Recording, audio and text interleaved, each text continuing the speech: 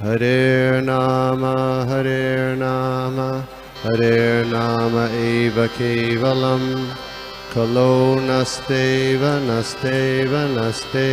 gatiranyata Hare Nama eva kevalam Kalo nasteva gatiranyata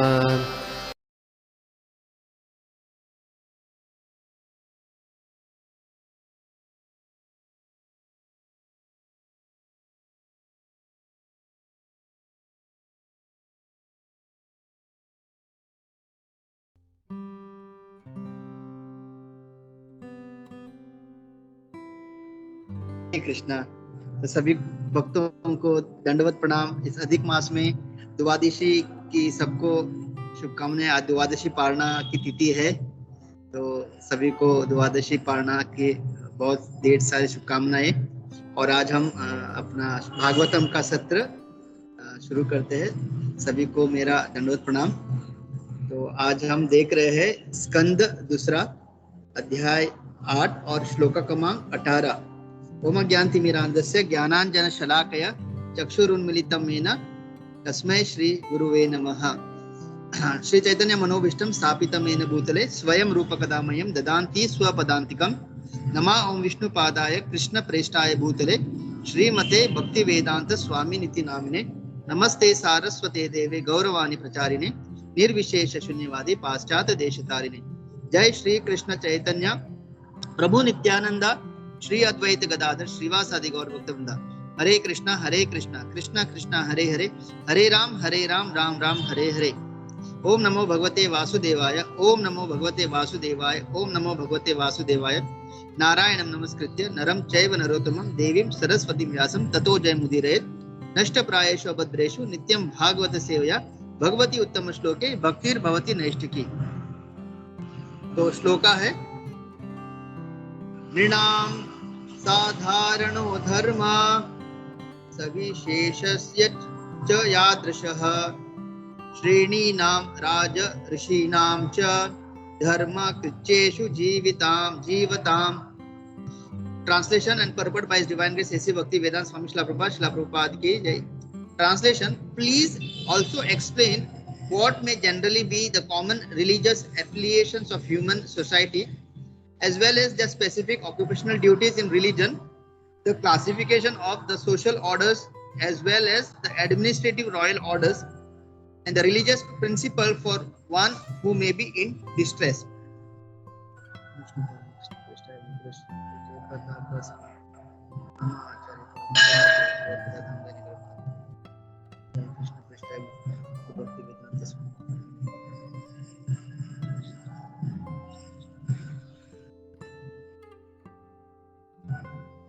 हरे कृष्णा।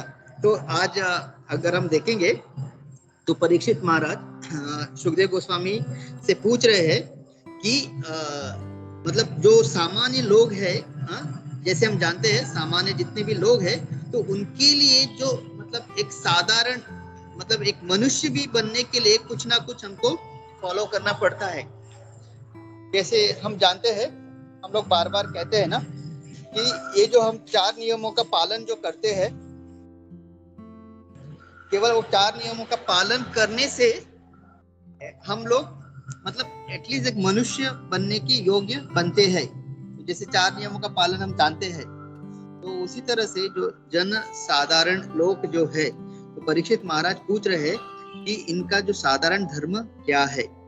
तो जैसे हम लोग जब भक्ति में जब पहले नहीं आए थे, तो जब भक्ति में नहीं आता तो हम लोग अपने मनोधर्म यानी क्या होता है? मनोधर्म यानी जो हमारे मन में जो है, या फिर जो हम लोगों ने अपने बड़ों से सुना है, या अपने माता पिताओं को, अपने जो हमारे ग्रैंडफादर ग्रैंडमदर जो बुजुर्गों को देखा, वही करते करते आ रहे थे और हमको लगा था यही है। जैसे कि हर किसी की कुलदेवी है, कुलदेवता है, फिर जो गणेश का जो हम लोग गणपति, ये तो हमको सब हम हर चीज कर रहे थे और हमको लग रहा था यही धर्म है। और हमको भी ऐसे लग रहा था कि मनुष्य जीवन का धर्म क्या है? जो देवी देवता है उनकी आराधना करो, और फिर अपनी जो इच्छाएं हैं, अपने जो मन के वेग से जो इच्छाएं आते रहते, उत्पन्न होती रहते, इसकी पूर्ति करना हमको लगता था कि यही अपना मतलब एक मनुष्य जीवन का एक अच्छी तरह से जीना, एक पुण्य, एक अच्छा जीवन जीना, यही हमको लगता था धर्म है। इसलिए परीक्षित महाराज पूछ रहे हैं कि मनुष्य का साधारण धर्म क्या है।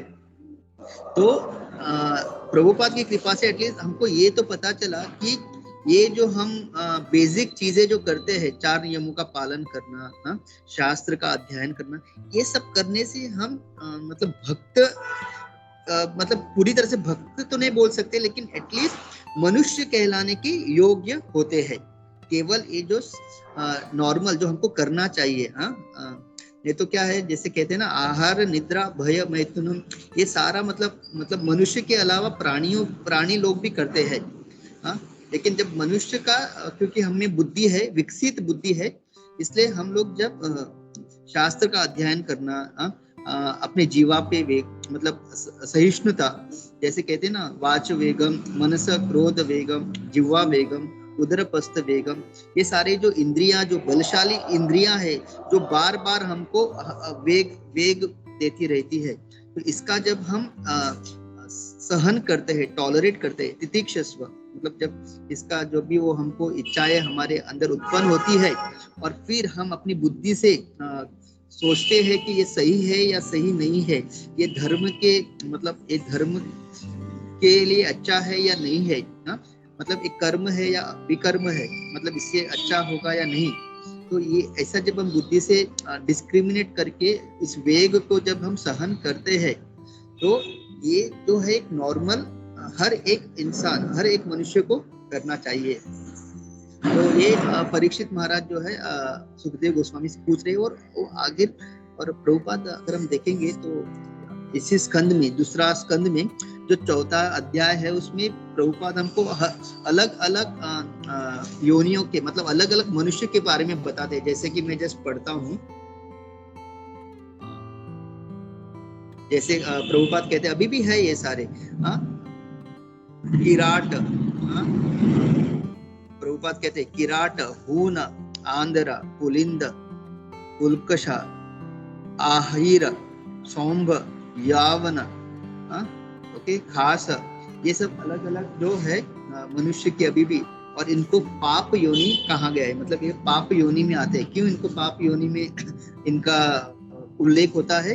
क्योंकि ये जो अपना जीवन जो बिताते हैं, मतलब ये जो सारे जो किराट, हुलिंद, आंध्र, पुलिंद, पुलक्ष, अभीर, ये हमने ऑलरेडी इसका हमने डिस्कस किया है। ये 4था, मतलब दूसरे स्कंद के 4थे अध्याय में ये आ चुका है। तो प्रभुपाद इनके मतलब इनके बारे में बता दे। तो परीक्षित महाराज क्यों पूछ रहे हैं? क्योंकि ऐसे लोग भी है, जैसे आदिवासी लोग, आदिवासी लोग, उनको एक्चुअली वो इतने, मतलब उनको किसी चीज का ज्ञान नहीं है। भक्ति पुरुषोत्तम स्वामी महाराज, वो मतलब झारखंड वगैरह वहां पे ना प्रचार करते हैं आदिवासी लोगों को।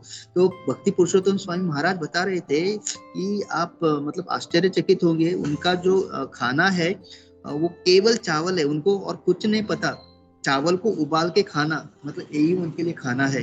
और वो बता रहे थे कुछ लोग तो मतलब इतने, मतलब उनका ज्ञान ये है कि शाम रात को वो लोग चावल भिगा के रखते हैं, और सुबह वही भिगा हुआ चावल जो नरम हो जाते हैं वही खाते हैं। बस उनको सब्जी क्या है, मतलब और अलग अलग पकवान क्या है, कुछ नहीं पता। मतलब हम लोग कह रहे हैं ना, बहुत मनुष्य योनि ने बहुत तरक्की की है, लेकिन अभी भी बहुत सारे ऐसे जगह है, जैसे यहाँ पे ऐसे मानव लोग रहते हैं, आदिवासी लोग जिसको हम कहते हैं। तो बहुत आश्चर्यचकित है। लेकिन प्रभुपाद की कृपा है कि वहाँ पे जब प्रचार अभी हो रहा है, ट्राइबल, आपको पता रहेगा हमारे इस्कॉन में ट्राइबल वेलफेयर फ्रंट वगैरह होता है, ट्राइबल प्रीचिंग। तो उसके बाद में महाराज बता रहे थे कि अभी उनको पनीर क्या है पता चला, सब्जी, अलग अलग पकवान, पुलाव, ये सब। ने तो सोचिए, मतलब कि प्रभुपाद की कितनी बड़ी कृपा है कि अभी भी ऐसे मतलब आदिवासी है जो केवल उबाला चावल खाते थे, उबाला हुआ। तो मतलब ऐसे अभी लोगों को आप बताइए, मतलब धर्म के बारे में आप क्या बताओगे? मतलब जो नॉर्मल चीज वो भी नहीं पता है, मतलब और क्या क्या है। तो ऐसे लोगों को मतलब इनकी बुद्धि इतनी नीचे स्तर पे होगी, तो उनको आप धर्म के बारे में क्या बताएंगे? तो अभी भी आप बहुत सारे मतलब भगवान का ये जो पृथ्वी, ये जो सृष्टि है इतना विशाल है, मनुष्य योनि में भी ऐसे ऐसे लोग हैं, और इन लोगों को पाप योनि में गिना जाता है। क्यों पाप योनि में? क्योंकि इनका रहन सहन, भले ही वो अज्ञान है, लेकिन इनका रहन सहन, क्योंकि उनको धर्म का या शास्त्र का कोई भी मतलब उनको चावल उबालने के वाला कुछ भी नहीं पता, तो सोचिए और क्या पता रहेगा। तो उनका न ज्ञान होने के कारण तो उनका पूरा पाप में जीवन होता है। और यहाँ पे प्रभुपाद अगर आप देखेंगे तात्पर्य में लिख रहे हैं कि ऐसे लोग भी जो है जब साधु के संग में आएंगे, मतलब साधु मतलब एक शुद्ध भक्त के जब संग में आएंगे, तो इन लोगों का भी उद्धार हो सकता है और हो रहा है। ये प्रभुपाद की कृपा है। जैसे हम लोग जानते हैं रशिया जैसे कंट्री जो कम्युनिस्ट, तो एक्चुअली कोई भी अगर हम देखेंगे मतलब भले ही भौतिक स्तर पे वो नास्तिक, मतलब काफी सारे लोग जो है अपने आप कहते हैं कि भगवान को नहीं मानते, वो बोलते हैं हम लोग भगवान को नहीं मानते, भगवान है ही नहीं। एक्चुअली वो शारीरिक तौर पे आप उनको नास्तिक कर सकते हैं, लेकिन आध्यात्मिक स्तर पे वो लोग भी भक्त है, क्योंकि अभी वो आवरण उन पे है। वो जो अज्ञानता का आवरण होने के कारण, उनके पिछले जन्मों के पाप का कारण, पाप योनि में वो शायद जन्म लिया है, मतलब बहुत सारे पाप कर्म के, उसकी वजह से अभी इस जन्म में भगवान ने उनको इतना ढक दिया है उनकी बुद्धि को, क्योंकि वो डायरेक्ट कहते हैं कि भगवान है नहीं। और फिर हम लोग ऐसे लोगों को क्या कहते हैं? नास्तिक कहते हैं।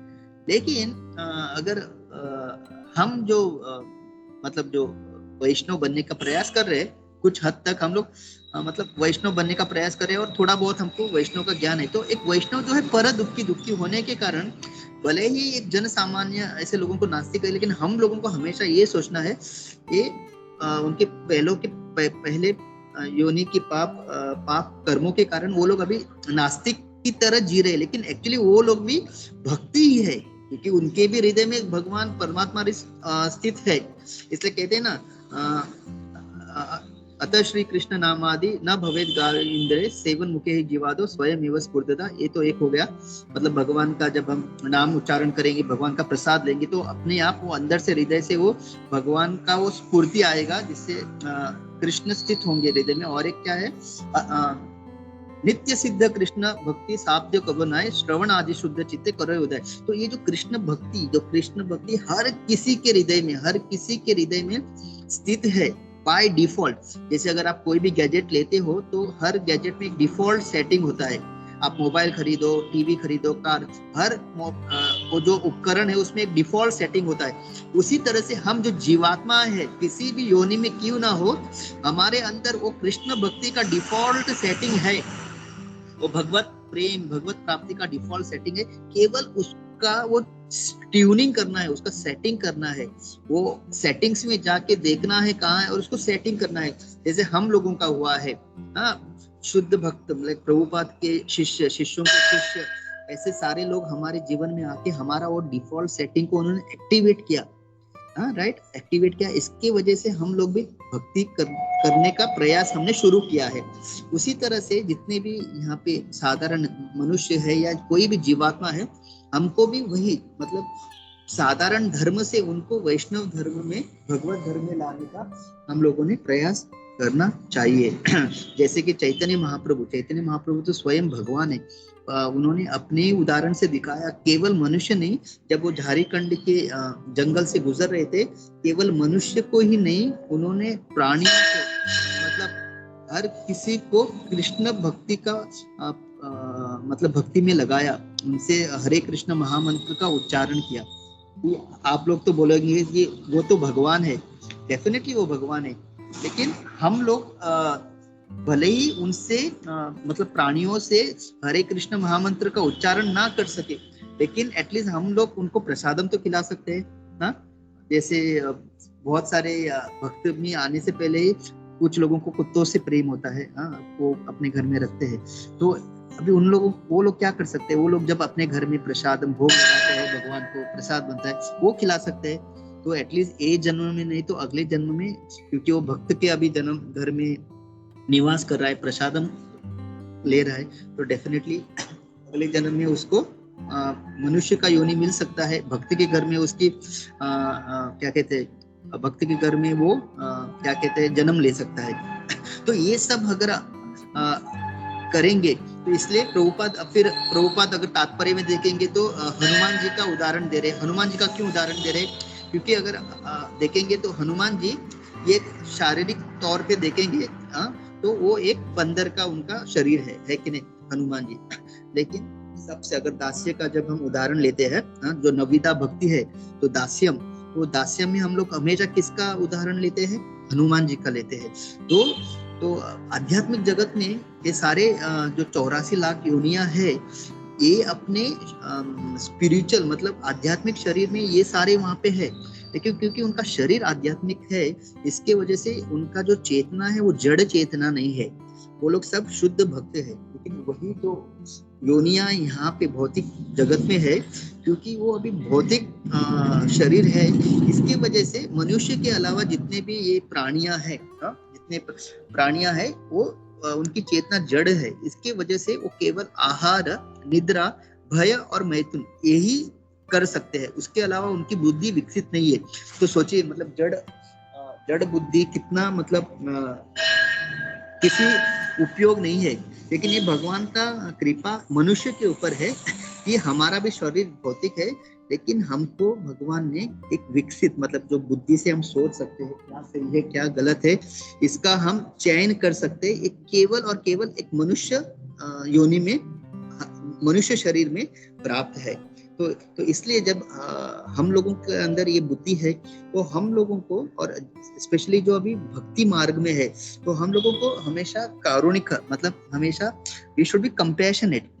तो हम लोगों को ऐसा नहीं सोचना चाहिए कि अभी मैं भक्ति में हूँ और ये जो भगवान को नहीं मानता है तो ये नास्तिक है। इस तरह से हमको किसी का ऐसा नहीं करना चाहिए।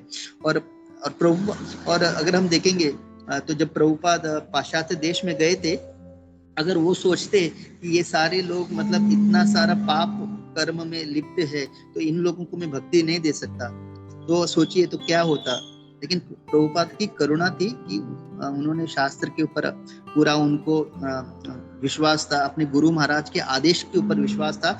और वो जो है वो बाहरी मतलब वो एक्सटर्नल न देखते हुए इंटरनली वो हर किसी को कृष्ण का अंश देख रहे थे। क्योंकि वो हर किसी को भगवान का अंश, पार्ट एंड पार्सल, हर एक जीव को, इसकी वजह से उनकी वो करुणा इतनी थी कि उन्होंने ऐसे ऐसे मतलब भक्त बनाए जो हम सोच भी नहीं सकते। और जो आके अभी हम जैसे हम लोग कहते हैं ना, भारत भूमि सबसे पावन भूमि है इस पृथ्वी पे। तो इस पावन भूमि में हमने जो जन्म लिया है, हम जैसे जीवों को आके वो हमको भक्ति सिखा रहे हैं। तो ये होता है मतलब प्रभुपाद की कृपा, मतलब एक शुद्ध भक्त की कृपा। तो ऐसे जब शुद्ध भक्त की कृपा होते हैं तो हर कोई भक्तिमय जीवन में आ सकता है। तो ये साधारण धर्म से लांग के वो जो सबसे मनुष्य का सबसे जो परोधर्म है, परोधर्म, जैसे भागवतम में शुरू होता है ना, धर्म प्रोजितः कैतव, प्रभुपाद लिखते हैं कैज मतलब उन्मूलनम।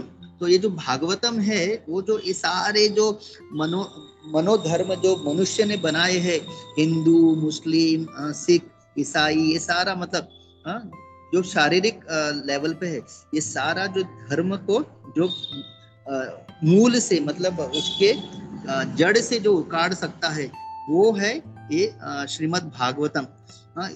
क्यों? क्योंकि इसमें केवल और केवल शुद्ध भक्ति का उल्लेख है। तो और इसका क्वालिफिकेशन क्या है, मतलब श्रीमद् भागवतम में जाने के लिए क्वालिफिकेशन क्या है, ये भी वो उसमें बताता है। निर्मत्सराणा, तो सबसे जो अनर्थ है, 6 अनर्थ है, तो 6 अनर्थ में से सबसे जो डेडली अनर्थ क्या है? निर्मत्सर। निर्मत्सर मतलब दूसरे जीव के प्रति द्वेष रखना। तो ये प्रभु जी बहुत अच्छा समझा रहे थे कि जैसे हम लोग देखते ना, काम, क्रोध, लोभ, मोह, मत, मत्सर्य, तो उन्होंने बहुत अच्छी तरह से समझाया कि अगर हम में निर्मत्सरा है, अगर द्वेष है, तो इसका मतलब हम में बाकी सारे अनर्थ है। तो वो कैसे दिखा रहे थे पता है? तो उन्होंने क्या बोला कि एक आप कोरा कागज लो और कोरे कागज में एक छोटा सा बिंदु बनाओ बीच में, ओके, और वो बिंदु के बाद आप 6 सर्कल बनाओ। एक पहला छोटा, उससे थोड़ा बड़ा, फिर थोड़ा बड़ा, ऐसा करके 6 आप सर्कल बनाओ। और फिर उन्होंने समझाया कि वो छोटा सर्कल है वो जीवात्मा है। तो पहला जो सर्कल आप उसके बनाते हो वो काम है, फिर सेकंड सर्कल क्रोध, फिर काम क्रोध, फिर लोभ, फिर उससे थोड़ा बड़ा काम क्रोध लोभ मोह, और फिर जो लास्ट वाला है वो मत्सर्य। तो उससे वो क्या समझा रहे थे कि अगर आपके अंदर द्वेष, मतलब जो लास्ट सर्कल है, लास्ट सर्कल द्वेष, अगर वो मतलब अगर आपके अंदर द्वेष है तो इसका मतलब 100% आपके अंदर बाकी सारे गुण है। अगर आप में केवल क्रोध है तो इसका मतलब काम क्रोध, मतलब आपके अंदर केवल काम अभी बाकी है, क्रोध और काम बाकी है। लेकिन अगर आपके अंदर मान लो काम क्रोध लोभ, अगर लोभ है तो इसका मतलब आपके अंदर काम भी है, क्रोध भी है, लोभ भी है। हाँ, बाकी सब आप ये कर चुके हो। लेकिन अगर द्वेष है इसका मतलब बाकी सारे 6 है। मतलब समझने के लिए तो हम लोग कभी कभी सोचते हैं ना हमारे अंदर क्या क्या अनर्थ है। तो जब भी हम किसी के प्रति द्वेष करते हैं, जीवात्मा के प्रति, तो ये सोच लेना चाहिए कि अगर मुझ में द्वेष है इसका मतलब मुझ में बाकी सारे जो है अनर्थ है। तो इसकी वजह से अगर हमको श्रीमद् भागवतम के गहराइयों में जाना है और शुद्ध भक्ति को अगर प्राप्त करना है, और इस जो जन सामान्य जो नॉर्मल जो सामान्य धर्म से ऊपर उठ के भगवत धर्म को अगर अच्छी तरह से अगर करना है, तो ये सबसे इम्पोर्टेंट है निर्मत्सर। तो हमारे अंदर वो द्वेष की भावना पहले जानी चाहिए कि अगर द्वेष है तो इसका मतलब बाकी सारे अनर्थ भी है, जैसे प्रभु जी ने बहुत अच्छी तरह से समझाया। तो केवल जब हम निर्मत्सर होंगे तब हम जो एक्चुअली जो है इस भागवतम में एक्चुअली गहराई से घुस सके, प्रवेश कर सकेंगे, और इसके जितने भी हमारे अंदर जो शिक्षाएं हैं उसका हम लाभ ले सकेंगे। और जब हम इसका लाभ अच्छी तरह से ले सकेंगे तभी हम जो है जन सामान्य के ऊपर परोपकार, जो चैतन्य महाप्रभु ने हम सबको सेवा दिया है कि जीवन सार्थक करो परोपकार। ये जो परोपकार करने का जो चैतन्य महाप्रभु का हमको जो आदेश है, तभी हम वो कर पाएंगे। जैसे भक्ति पुरुषोत्तम स्वामी महाराज इतना मतलब हर एक महाराज जो ये सारा जो प्रचार कार्य कर रहे आदिवासी लोगों को हर एक मतलब कर रहे, जिनको कुछ भी पता नहीं उनको भक्ति में ला रहे हैं, इतना आसान नहीं है। तो ये सब तभी संभव होता है जब हम लोग निर्मत्सरा होते हैं। तो आगे तो और फिर वो पूछ रहे हैं कि अलग अलग मतलब फिर परीक्षित महाराज पूछ रहे हैं कि अलग अलग वर्ण आश्रम, तो ये तो हम लोग पहले से जानते हैं। तो हर एक जीव अपने अपने स्वभाव अपने कर्म के हिसाब से कोई क्षत्रिय का धर्म निभा रहा है, कोई ब्राह्मण, कोई वैश्य, कोई शूद्र। तो जैसे प्रभुपाद कहते हैं कि कलयुग में हर कोई बाय डिफॉल्ट मतलब जन्म से हर कोई शूद्र है, राइट। लेकिन जब हम भगवान की ये 4 नियमों का जब पालन करना शुरू करते हैं तो हम मनुष्य बनते हैं, और फिर जब हम भगवान को पूरी तरह जानते हैं तब हम लोग खुद को ब्राह्मण के स्तर पे ला सकते हैं। लेकिन ऐसा नहीं कि हर कोई ब्राह्मण बन सकता है, नहीं। केवल कुछ, क्योंकि ब्राह्मण के जो गुण है वो मतलब क्या कहते हैं, मतलब वो अपने आप अंदर से वो विकसित हो जाते हैं। तो कुछ लोगों के अंदर क्षत्रिय गुण होते हैं, कुछ लोगों के अंदर मतलब वैश्य के गुण, और क्योंकि कलयुग है, कलयुग में ज्यादातर शूद्र के ही स्तर पे रहते हैं। लेकिन ये तो हो गया एक क्या कहते हैं वर्णाश्रम धर्म। लेकिन ये चारों जो वर्ण के जो कोई भी आप वर्ण में क्यों ना हो, आपको वैष्णव बनने से कोई रोक नहीं सकता। आप भले ही शूद्र क्यों ना हो, ब्राह्मण क्यों ना हो, क्षत्रिय क्यों ना हो, लेकिन ये वैष्णव जो है, वैष्णव का जो धर्म है ये चारों से परे है। ये शुद्ध भक्ति मतलब एक शूद्र जिसके अंदर भले ही ब्राह्मणिकल क्वालिटीज क्यों ना हो, लेकिन उसको भक्ति करने से कोई मतलब भगवान के प्रति एक शुद्ध भक्ति, भगवान के प्रति अपना भाव प्रकट या भगवान का नाम, शुद्ध नाम उच्चारण करने से कोई नहीं रोक सकता। तो ऐसा मत सोचिए कि अगर मैं शूद्र हूँ तो मैं वैष्णव नहीं बन सकता। हाँ, अगर मैं क्षत्रिय हूँ, हाँ, क्योंकि क्षत्रिय क्या है, रजोगुण में, क्योंकि अगर आपको लड़ना है तो आपके अंदर रजोगुण होना जरूरी है, तो वो क्षत्रिय का गुण होना इसलिए, और जो सत्व गुण है वो ब्राह्मण के अंदर है। लेकिन ये चारों जो वर्णाश्रम में ये शुद्ध सत्व को प्राप्त कर सकते हैं और वैष्णव बन सकते हैं। तो ये जो प्रभुपाद का जो हम पे कृपा है वैष्णव धर्म प्राप्त करने का, ये हर किसी के लिए ओपन है। आप ऐसा मत सोचिए कि ये केवल कुछ लोग बनेंगे, नहीं, ब्राह्मण क्षत्रिय शूद्र, हाँ, ये गुण और कर्म के विभागशन में आता है, लेकिन जो वैष्णव का जो धर्म है ये हर किसी के लिए है।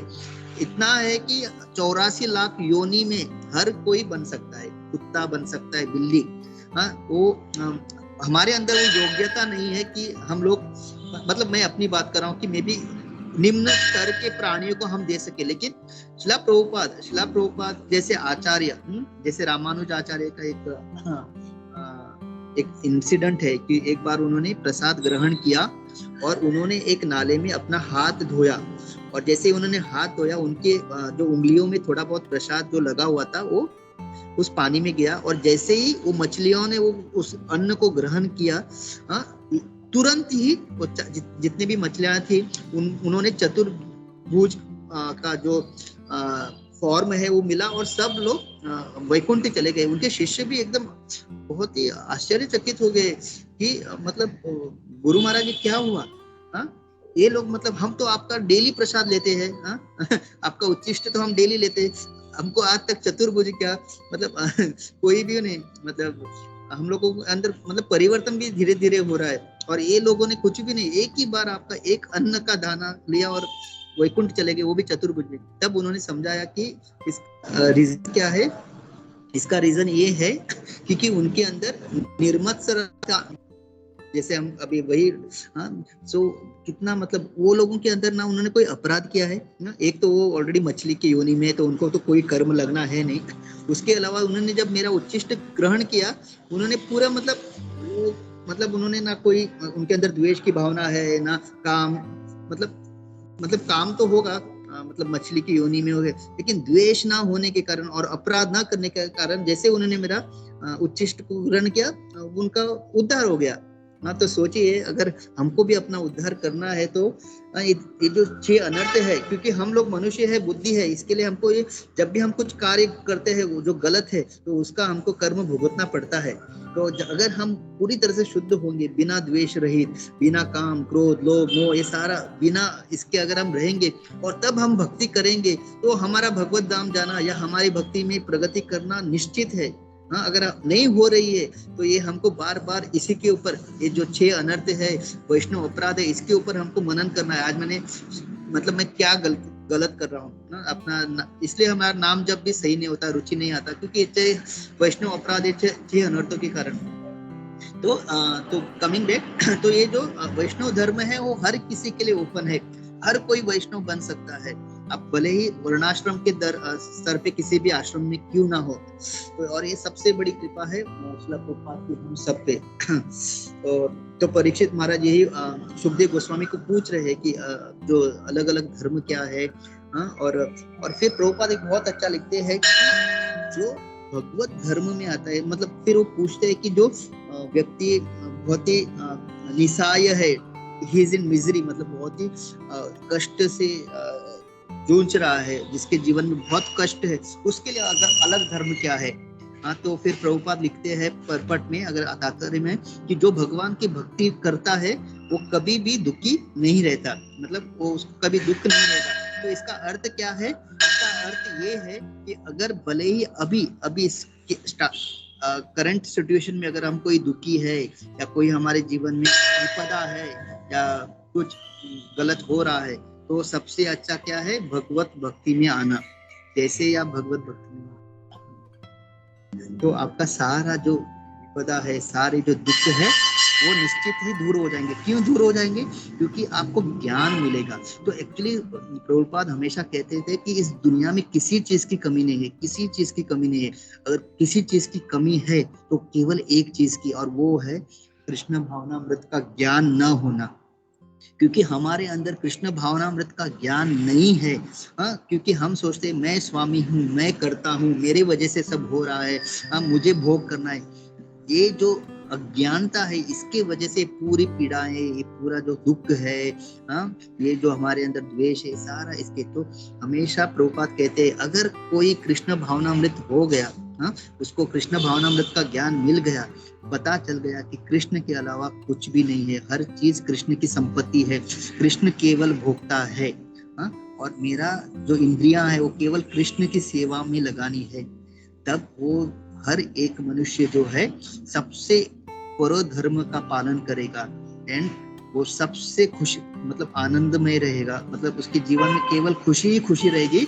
भले ही भौतिक स्तर पे वो जो अपने कर्म के हिसाब से दुख और सुख आते रहेगा, जाते रहेगा, लेकिन वो विचलित नहीं होगा उससे। वो ही वोंट बी अफेक्टेड, उसका वो उसके प्रभाव नहीं रहेगा, क्योंकि उसको पता है कि अभी दुख आया है ये भी चला जाएगा, सुख आया ये भी चला जाएगा, लेकिन मैं जो हूँ अभी मुझे कृष्ण की भक्ति करनी है, और जब तक मैं कृष्ण की भक्ति करूंगा ये बाकी सब तो कृष्ण देख लेंगे। तो ऐसा करने से तो हमको यही ज्ञान हर किसी को बांटना है, और हर कोई जो मनोधर्म के स्तर पे है उसको मनोधर्म के स्तर से भगवत भक्ति के धर्म पे लाने का प्रयास हमको अच्छी तरह से करना है। हरे कृष्णा। और ये सारा जो है प्रभुपाद ने हमको कुछ भी नहीं करना है। प्रभुपाद ने हाथ पकड़ के, मतलब जैसे छोटे बच्चों को हाथ पकड़ के हम सिखाते हैं, इस तरह से सिखाया है, और अपने उनके शिष्यों के द्वारा। और इतने सारे हमारे गुरुजन है, जैसे यहाँ पे गोपी मनोहर प्रभु है, हाँ, वरिष्ठ भक्त लोग है, हाँ, जैसे वो हमको सिखा रहे हैं, हमको बस वही आगे हमको भी वही करना है। और इससे हम पूरे, मतलब प्रभुपाद कहते थे कि मैं अकेला इंसान, देखो मैं इतना बूढ़ा इंसान, देखो मैंने क्या कर दिया, और तुम सारे इतने यंग हो, इतने जवान हो, तो सोचो अगर तुम सब लोगों ने अपने दिल पे ये ले लिया, हृदय से इसको करना शुरू किया, तो क्या होगा। वो बोले कि पूरा ब्रह्मांड जो है कृष्ण भावनामृत हो सकता है। ये प्रभुपाद के वाक्य है।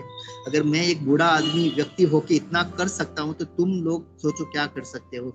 You can establish Dharma all over the world. तो ये प्रभुपाद का जो सपना है, इसको साकार करने में हम प्रभुपाद की सहयोग हमको प्रयास करना चाहिए। और ये जो मनोधर्म, ये जो सामान्य धर्म के स्तर से जितने भी मनुष्य है, जितने भी प्राणी है, उनको भगवत धर्म में लाने के लिए हमें योगदान देना चाहिए। हरे कृष्णा, दंडवत प्रणाम। मैं यहाँ पे रुकता हूँ। सभी को वापस द्वादशी पारणा की शुभकामनाएं। हरे कृष्णा, दंडवत प्रणाम।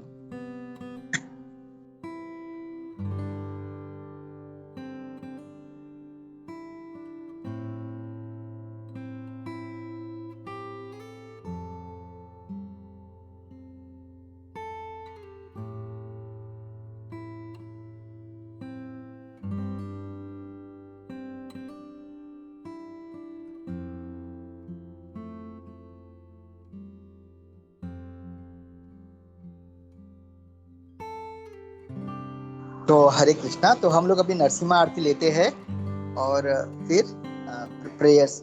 Hare Krishna, thank you so much सभी का। ऐसे ही आशीर्वाद बनाए रखे। हरे कृष्णा, दंडवत प्रणाम।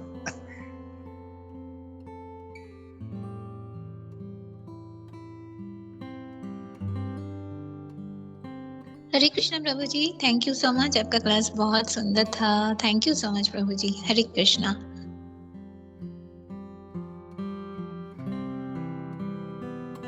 थैंक यू माता जी। हरे कृष्णा, दंडवत प्रणाम।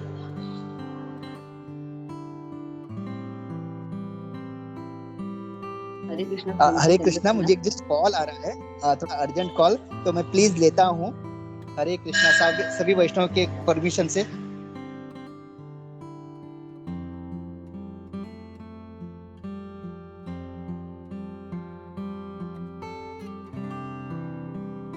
हरे कृष्णा। श्रील प्रभुपाद की जय, गुरु महाराज की जय, इकट्ठे भक्त वृंद की जय, श्री श्री नरसिंहदेव भगवान की जय। नमस्ते नरसिंहाय प्रह्लाद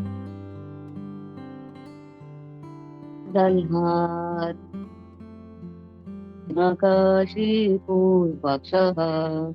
त्रिलटङ्का नखालाय हितो नरसिंह परतो नरसिंह यतो यतो यामि ततो नरसिंह बहे नरसिंह हृदये नरसिंह नरसिंहमदिं शरणं प्रपदे तव करकमलभरे नखा अद्भुत श्रृंगार दलित हिरण्यकशिपु तनुभृङ्गा केशवधृता नरहरिरूपा जय जगदीश हरे जय जगदीश हरे जय जगदीश हरे जय नरसिंहदेव जय नरसिंहदेव नरसिंहदेव जय नरसिंहदेव जय नरहरि जय नरहरि नरहरि जय नरहरि जय लक्ष्मी नरसिंह जय लक्ष्मी नरसिंह लक्ष्मी नरसिंह जय लक्ष्मी नरसिंह जय प्रहलाद महाराज प्रहलाद महाराज प्रहलाद महाराज जय प्रहलाद महाराज जय प्रभुपदा जय प्रभुपदा प्रभुपदा प्रभु जय जय गुरुदेव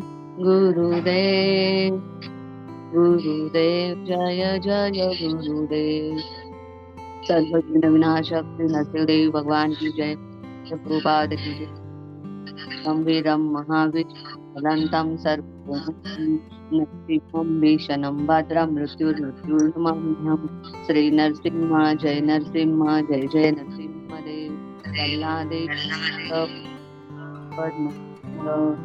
श्री नरसिंहदेव भगवान की जय श्री प्रभुपाद की जय महाराज की जय श्री राधा गोपीनाथ भगवान की जय हरे कृष्ण सभी भक्तों के चरणों में दंडवत हरे कृष्णा प्रभु जी, हरे कृष्ण माता जी, सभी को चरणों में दंडवत प्रणाम.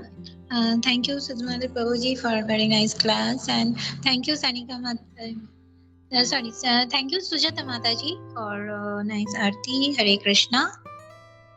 Prayers at the lotus feet of Shri Shri Radha Gopinath Bhagwan. Special prayers for the health of Guru Jai Pataka Swami Guru Maharaj, ताकि महाराज जल्दी से ठीक हो जाए. हरे Krishna. And special prayers for the health of His Holiness Gopal Krishna Goswami Maharaj.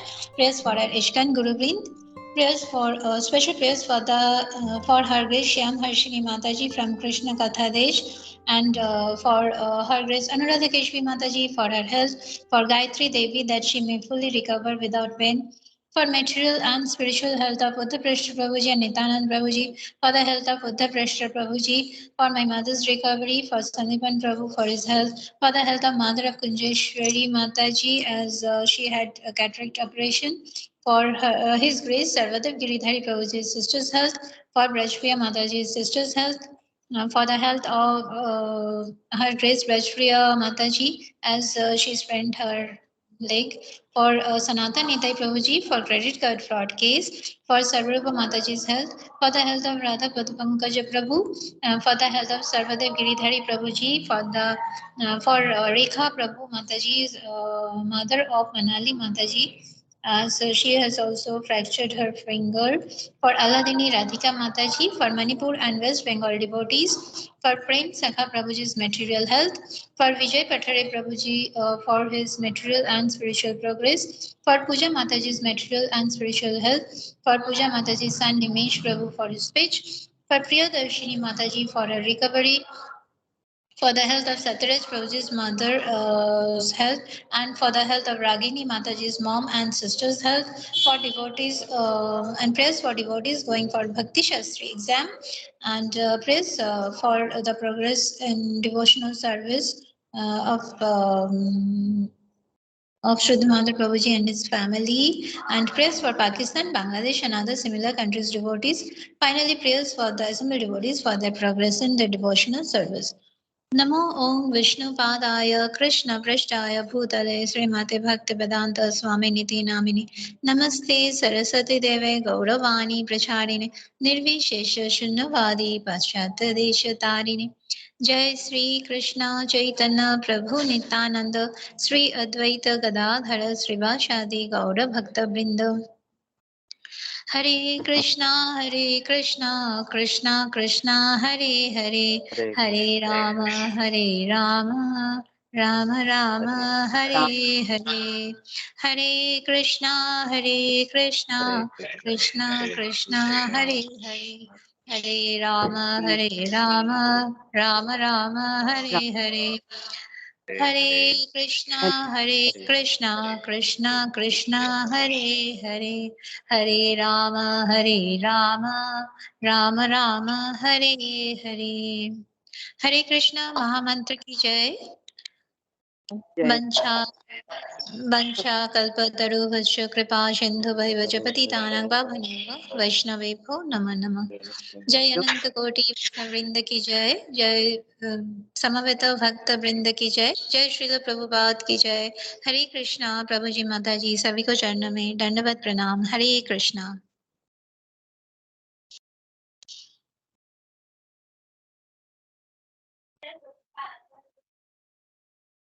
हरे कृष्णा माता जी सभी।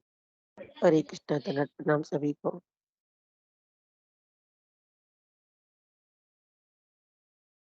हरे कृष्णा दंडवत प्रणाम सभी को।